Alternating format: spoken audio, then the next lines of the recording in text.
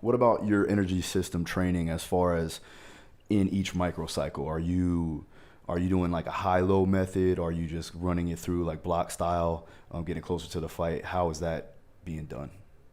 Yeah, so this really depends on what they've done in Mm.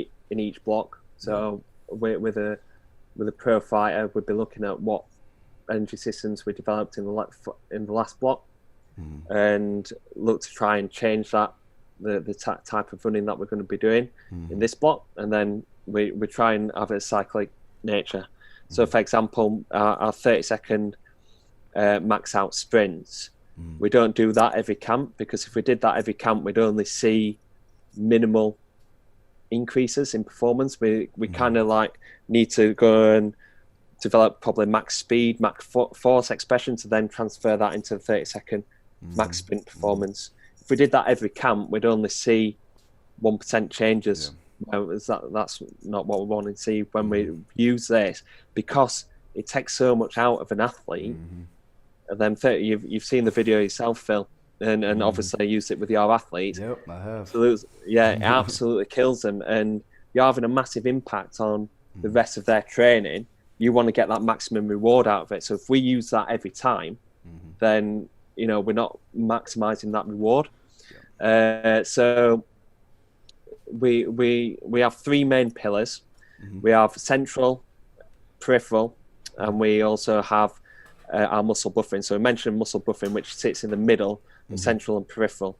So talk about central, which is more of our high intensity interval training, when we're looking to increase the volume and intensity that we can produce whilst working in the red zone. So that's 90% maximum heart rate. So a typical session of this would be something like 4 minutes on, 2 minutes off, for between 4 and 6 repetitions. And our athletes run anywhere between 15 to 18 kilometers, 15 to 18 kilometers an hour. And then at the total other end, we use sprint interval training for peripheral adaptations. So this is 30 seconds max out efforts with 3 minutes total recovery. And Okay. this is basically what this is doing is increasing the amount of lactate that's in your muscles. And this is stimulating, well, it's depleting the muscle cell of all its energy. And it's stimulating the signaling pathways to help our body, our muscle, be able to extract and utilize energy, and basically increase mitochondrial biogenesis.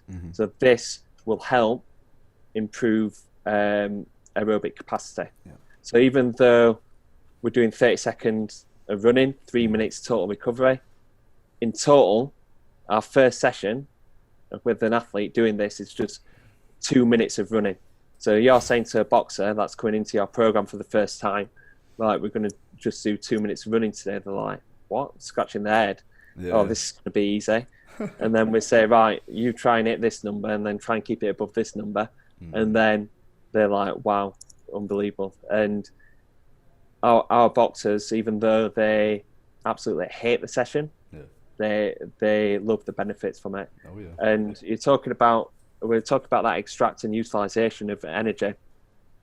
We try and do this at the start of camp, because this is providing a strong foundation for what we call the delivery phase, which is our central adaptations. So we're then delivering oxygen to the working muscles. Our muscles have become more efficient at extracting that oxygen and using it for energy. Yeah. So it's important that we do the 30-second maximal sprints first, because we're creating that adaptation to make this delivery phase more effective. So that's probably how we'd manage it in a 10-week camp, and then we'd go on to doing a taper phase. But that's not the blueprint of every single training camp that we do. Yeah. We change it to keep pushing our athletes on further. Now, in the tapering phase, are you doing anything alactic, or are you maintaining any type of aerobic capacity work in that time frame, or is it just basically doing their sport and sparring and getting that work in? Yeah, so it all depends on what they've done. So if they've done our muscle buffering phase of 12 seconds on, 48 seconds off, we can transition them into some neuromuscular work. So we do something like 10-second max out sprints with 3 minutes recovery. Or if they haven't been doing that and they've been doing more longer conditioning methods, so the high intensity interval training, if we just suddenly go into doing them 10-second sprints, that's increasing the likelihood of overreaching and possibly injury as well. If you go to an athlete who's in prime condition now, they go and run as fast as they can on the curve, the likelihood of them pulling up with a hamstring injury is high. So we're not wanting to do that.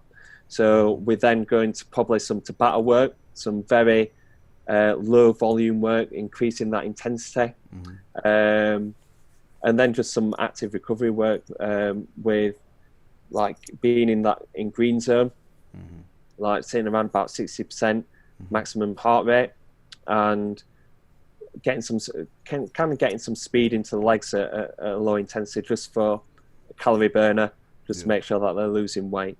So we do that around about 2 weeks out from fight. So the week preceding fight week, that's when we start really tapering off the conditioning. We've got we've you know yourself, Phil, you've got loads of different sessions that you have to battle with, especially when you're getting towards the end of camp. And we want our athletes to thrive in them final sessions. So we deload them massively. A main thing that we do during them sparring phases, where they're sparring 8, 10, maybe 12 rounds, we put them in the altitude tent. So this is reducing their ability to run fast, but still increasing that time in the red zone. We're still getting them cardiovascular gains, but they're not being too fatigued from the running at a slower pace. So when they're in the tent, they find it really hard.